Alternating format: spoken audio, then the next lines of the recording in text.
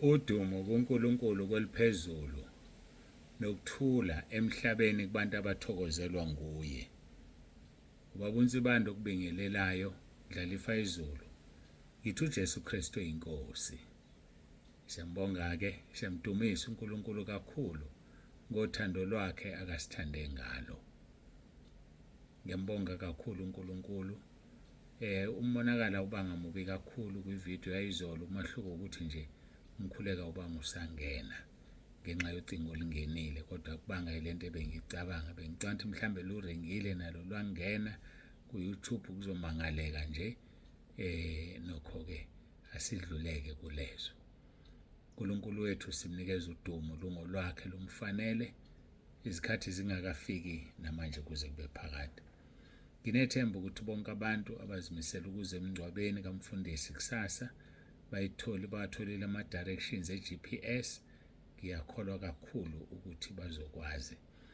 Bese ngithi kukhona abasuka kude ngepublic transport koGoli, ngepublic transport, abangezuba bikho emngcwabeni kodwa bazofika kusasa.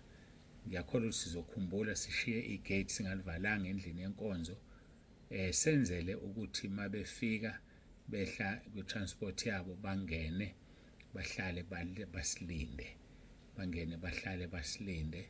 Ngiyakholwa nathi sizobathatha isikhathi eside kakhulu. Siyambonga kuNkulunkulu kakhulu esithandayo, sihlanganisile futhi namhlanje ithi uJesu Kristu inkosi, isivumo sethu lesi. Ngiyafisa ukubuza umbuzo. Namhlanje kusile ususho kangaka ukuthi uJesu Kristu inkosi? Uyazi ukuthi ubusindiswa ngaleso sikhathi? Babusisiwe leli gama elihlezi emlonyeni wabo, ngoba baready ukuthi noma yinini inkosi mayibuya izolanda ibandla umvumile uJesu njengeselele sesamvuma wathi namhlanje uzoba nami eparadise. Mina angazi ngimvume kangaki. Bayangisiza nabantu engikhuluma nabo befone ama-appointments, bangisiza nabantu okufanele ngiphendule ama-messages abo ku-WhatsApp. So uJesu Kristu inkosi ukudla nokuphila kwami. Kwangathi ngaba njalo nakuwe ukuze sifike sificane ekhaya ezulwini. Ayike ngiyambonga uNkulunkulu kakhulu, siyamdumisa. Asikhulekeni nje bafowethu, sikhulekele inkonzo yakusasa. Izimpi zikhona kakhulu futhi ziningi zimelene nezwi likaNkulunkulu. Ilokho nje engingakusho. Izimpi zikhona ziningi zimelene nezwi likaNkulunkulu nokushunyayelwa kwezwi likaNkulunkulu. Kodwa ngiyazi nginamasosha ekhaya lezwi, nginamasosha entabeni endlu kaJehova kuyabonelelwa, nginamasosha la ekhaya kwaNsibanda. Sizokhuleka isitha sinqotshwe. Yamkholwa uNkulunkulu akakaze ahluleke. Akakaze ahluleke. Akakaze ahluleke. Ngegama lenkosi uJesu icebo likaNkulunkulu kusasa lizofezwa. Kumnyama kubomvu. uNkulunkulu anigcine endleleni, anibiyele. Masikhuleke, sikhulekele inkonzo.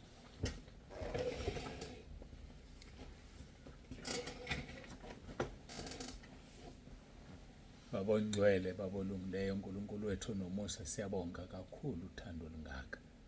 Siyabonga Nkosi ukuthi siphinde sihlangane. Ngiqalekisa imimoya amadimoni ama-devil worshippers ngegama lenkosi uJesu nangegunya engilinikeziwe. Ngikhulekela inkonzo yakusasa ngithi noma kanjani Nkosi icebo lakho lizofezwa. Ngiyala yonke imimoya ngiphonse esihogweni. Bonke abapossessed abamelene necebo lakho ngiyababopha, bayathula bayathoba, bathobela ukulalelwa kwezwi lakho. uNkulunkulu wethu busise inkonzo yakusasa. Ngokukholwa sikholwa ukuthi umntwana wakho usekhaya ezulwini. Ngakho-ke konke okuzobe kwenzeka emhlabeni akumphazamisi yena, akuphazamisi ukuhlala kwakhe nawe. Kuyinto nje yala emhlabeni. Kodwa ngiyakhuleka Nkosi, ngenelela. Ngiyakhuleka Nkosi, bonakalisa amandla akho. Balondoloze bonke abezayo kule nkonzo. sikhulekele nale yangesonto ngegama likaJesu ophilayo. uNkulunkulu wethu bonakalisa amandla akho. Iba nathi nakule nkonzo umoya ongcwele, khuluma uzambule ngoba unguNkulunkulu ngunaphakade. Akuzange kube khona uNkulunkulu ngaphambi kwakho, ngeke futhi abe khona omunye emva kwakho. Ngoba alikho ngemva kwakho, alikho futhi ngaphambi kwakho. Wena ungikhona, uNkulunkulu kaAbrahama, uNkulunkulu kaIsaka, uNkulunkulu kaIsrayeli. Siyabonga, siyathoba. uJesu KRISTU inkosi. Amen.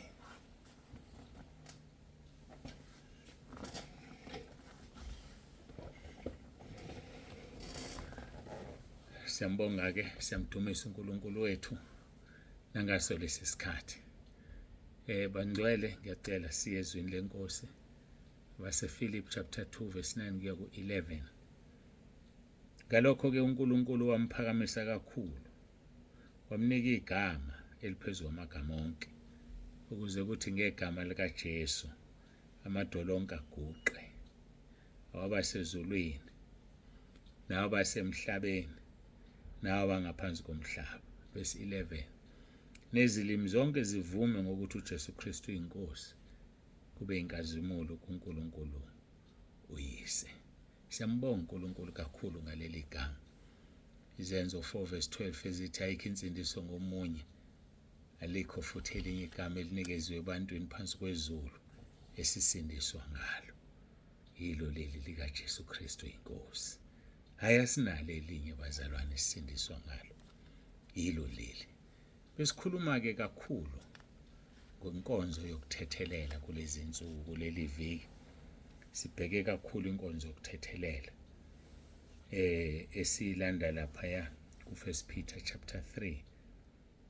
Uqala kuverse 14, kepha noma nihlupheka ngenxa yokulunga nibusisiwe. Ningesabi ukwesabisa kwabo, ningakhathazeki. Kepha mngcoliseni uKristu abe inkosi ezinhlizweni zenu. Nihlale ningabalungele ukubaphendula bonke abanibuza isizathu sethembele kini.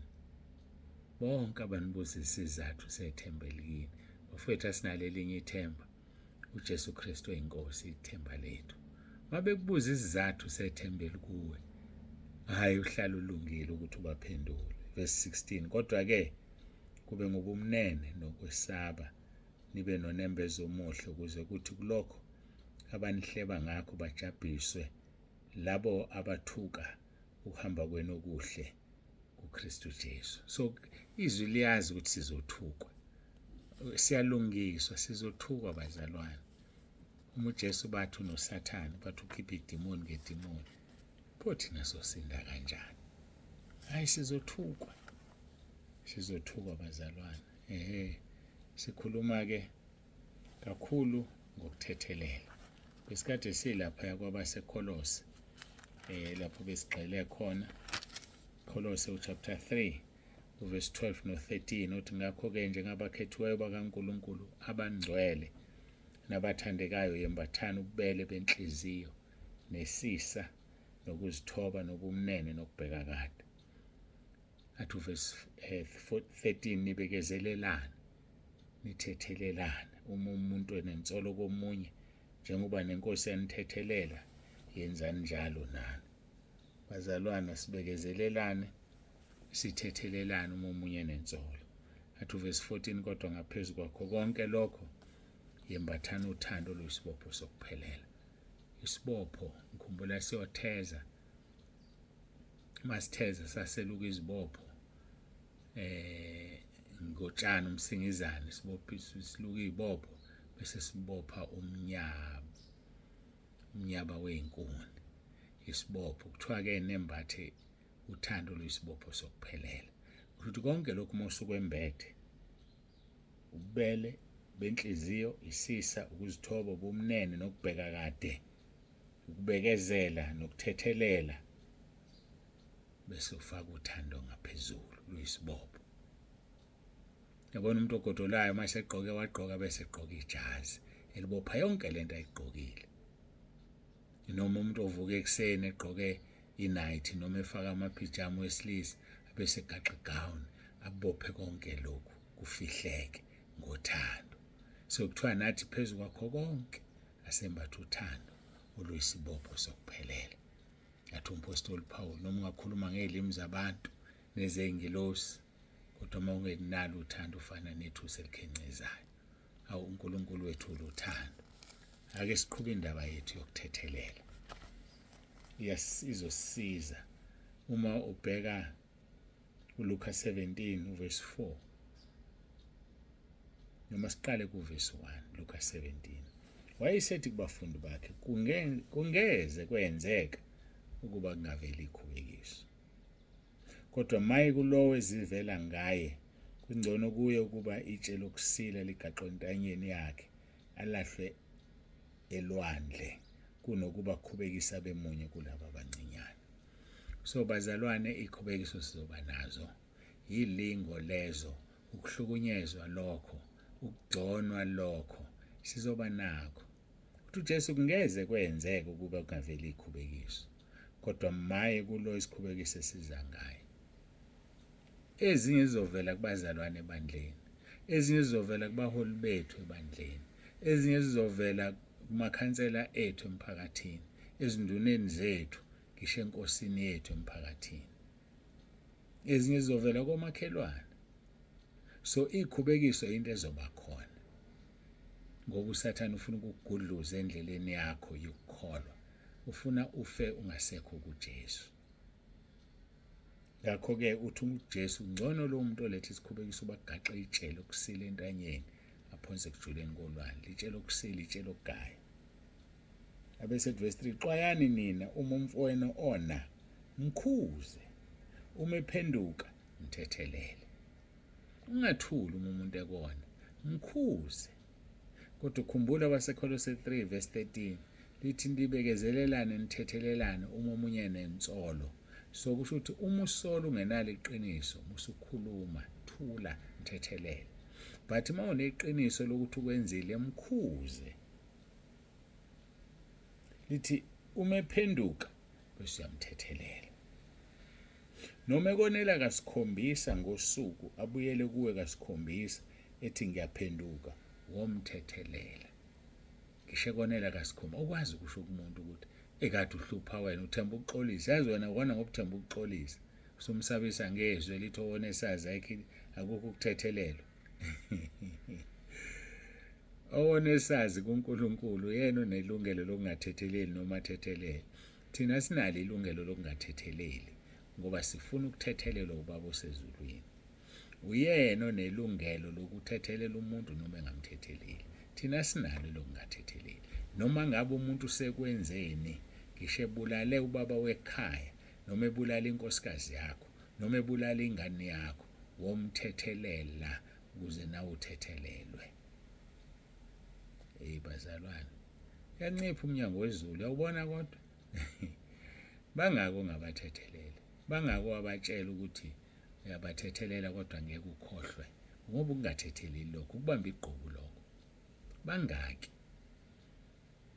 Uzwile ngikhuluma izolo ngomfundisi wesifazane owesebenzela uJesu ngendlela esimanga. Nabantu abaningi asebafa basezulwini, wahlula ukuthethelela indoda yakhe ijole ebandleni. Wahlule ukuthethelela intombi yendoda ayijole ebandleni. Wahluleka. Ngisho uJesu esekhuluma kuye ngembono nangezwi, sengibathethelele, bathethelele, wathi ngeke ngibathethelele. Sesihogweni uyabhadla sikhuluma nje. Basezulwini laba abashumayeza bangena. Nendoda le eyayimchithela kanye nentombi basezulwini. Yenza buhlungu indaba. Ngoba ungafundi ukuthethelela, usengazi ushe esihogweni ngoba ufuna wena ukuthethelela. Ukuthethelela, ngeke ngimthethelele. Ngisho segaqa ngamadolo, ngeke ubani yena? uNkulunkulu akasize. 2 verse 3, xwayani nina uma umfowenu ona mkhuze, uma ephenduka mthethelele, noma ekonela kasikhombisa ngosuku abuyele kuwe kasikhombisa ethi ngiyaphenduka, womthethelele. Athi verse 5, abapostoli basebethe enkosini yandisa ukukholwa kwethu. Yabona ukuthi inzima lento, inzima. Bathi mabeyizwa abapostoli bathi inkosi yandisa ukukholwa. Ngiyacela ake kube umkhuleko walona loyo athi Inkosi yandisa ukukholwa kwami, yandisa ukukholwa kwami. Athi uverse 6 ukuthi athi uJesu, uma beninokukholwa okungangenhlamvu yesinapi beningasho kulo mthombe simbuka utshwaleke olwandle buya kunilalela. Yazi akudingeki ukukholwa okukhulu. Inhlamvu yesinapi kuthiwa it's one of the smallest seeds on earth, enye yezimpande ezincane kakhulu, yembewu encane kakhulu. Lithi-ke lelizwi, uma beninokukholwa okungangenhlamvu yesinapi, inhlamvu yesinapi, beningathi kulo mthombe sumbuka utshale kolwandle buyokunilalela. Ukukholwa, amandla okukholwa, faith. Ngoba sihambi ngokubona, sihamba ngokukholwa. Ngakho ngiyakuncenga-ke mntaka baba, thandaza lo mkhuleko umnxusa uNkulunkulu uthi Nkosi Jesu yandisa ukukholwa kwami. Ngoba usubuka ngempela kulula ude yazi umuntu ngithatha for granted. Wathini uJesu kowesifazane obanjwe iphinga? Wathi ongena sono kaqala eqala amkhande ngetshe. Lento isobala isitshela ukuthi akekho umuntu onelingo lokudivorce umuntu ngoba nakhe onile. Thethelela noma ngabe umbambe nendoda embhedeni wakho baba, mthethelela unkosikazi wakho. Noma ngabe inkosikazi ibambe indoda yayo nentombi embhedeni wabe kwi-bedroom, mthethelele ngoba ufuna ukuya ezulwini. Ungamthetheleli awuyiphela wena ezulwini. Yosha nabo esihogweni okuphinga kwabo lokho. Awu kodwa uNkulunkulu wami, sisize. Ngiyamkholwa uNkulunkulu uzosilekelela. Khona ivesi ebengisafuna ukuya kulona kuMatthew chapter 18. Ngiyathemba ngokugcina Inkosi enkonzweni ezolandela le yosuku sizophumelela ukuya khona. Ngiyacela siguqe sikhuleke.